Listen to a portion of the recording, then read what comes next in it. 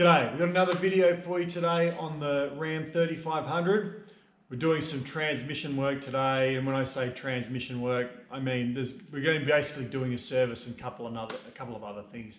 Not really modifications, there's an element to it that would be modifying it, I guess, but nothing real major. It's principally a service that we're doing today. So this is an 05 3500 Ram with the 5.9 Cummins turbo diesel, common rail, with the 48 RE automatic transmission.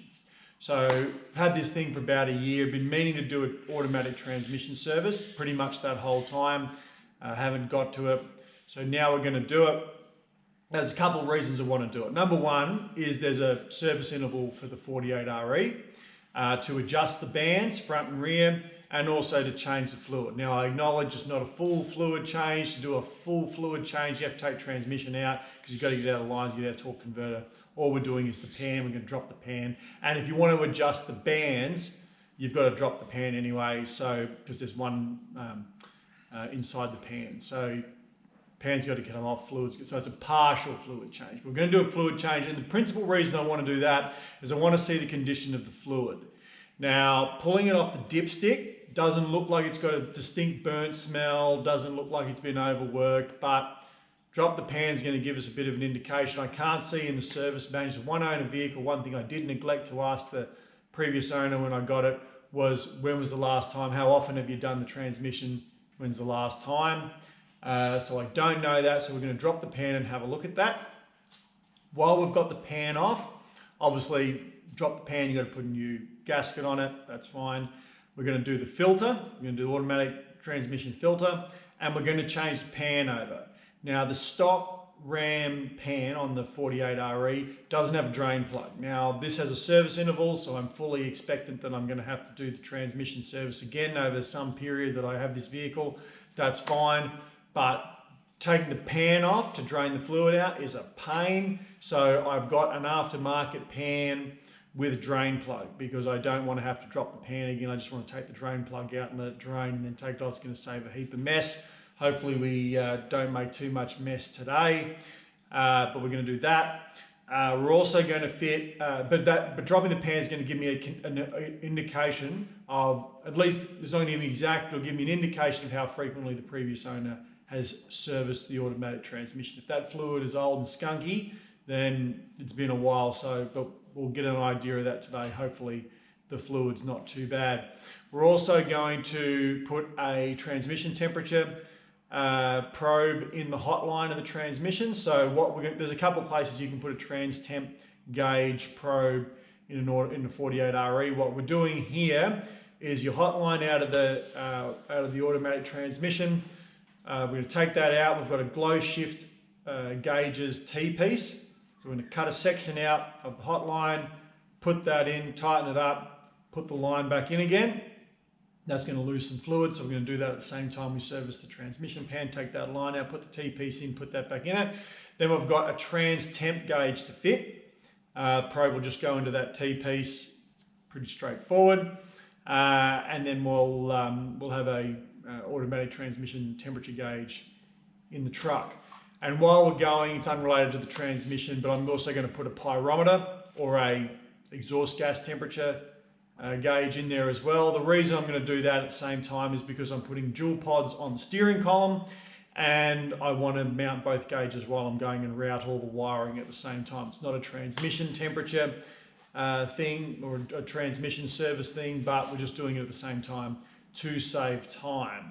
So that's what we're doing. We'll cut a video halfway through to see the progress of it. I'm not going to show you how to do the to adjust the bands. There's a couple of videos on YouTube already that show you that, so we don't need to recover that.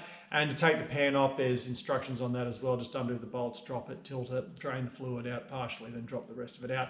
There's videos on how to do that on YouTube as well, so you should be well versed in there. This is a right-hand drive converted Ram, but if you've got a right-hand drive converted Ram, the steps to do that, all those steps are exactly the same as the left-hand drive with 48 RE, so you won't have any concerns there.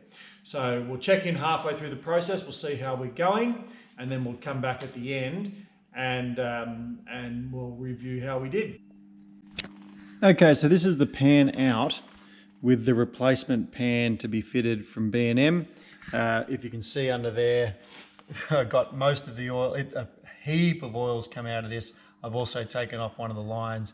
So that, that drip tray is getting, you know, probably 3/4 full, and it's a big pan. But as you can see, there is oil everywhere. What a bloody mess. This is a shocking job. Why there's not a drain plug in this transmission pan from standard, I do not know. But anyway, so this is the B&M pan next to the standard.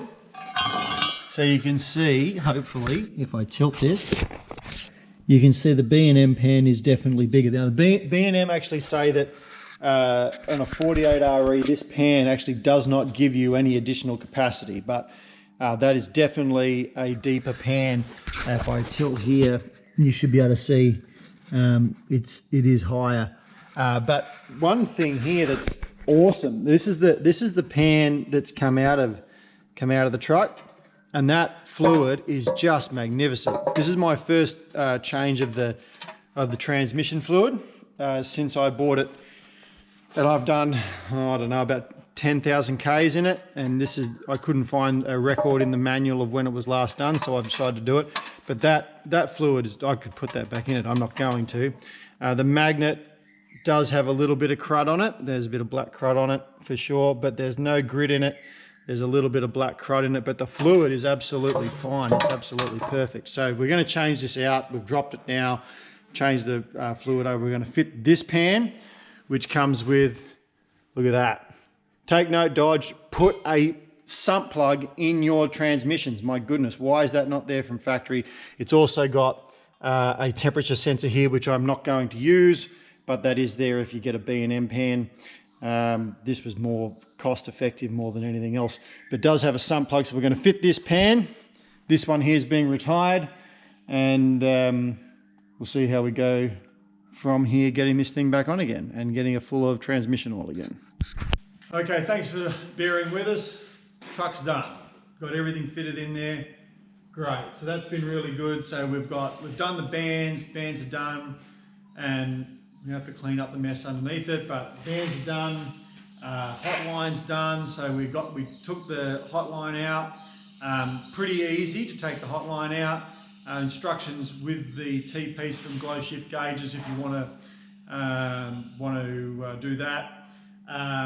Just a flare nut spanner is really all you need, appropriate size to get that out. It's pretty straightforward, and tighten again, not too difficult. Harder to get it back in again after you put the T-piece in than get it out, but pretty straightforward.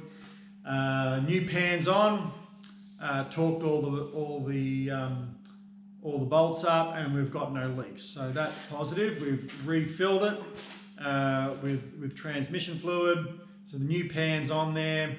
The T-fitting's on there. We've wired in the transmission temperature gauge, and we've also put the pyrometer on there as well.